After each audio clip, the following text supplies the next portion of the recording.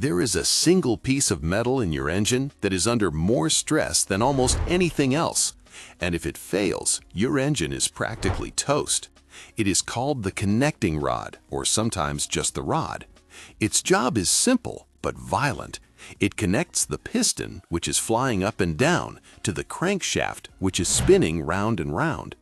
It essentially converts that explosive up and down energy from the combustion chamber into the rotational force that eventually moves your tires.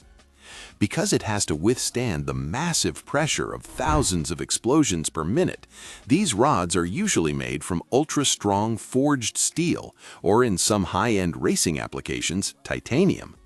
Every time the spark plug fires, the connecting rod gets slammed down with thousands of pounds of force.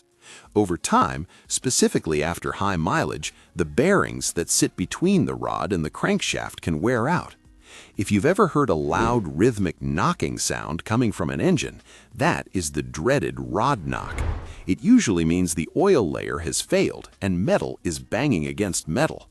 If you ignore it, the rod can actually snap and punch a hole right through the engine block, which we call throwing a rod.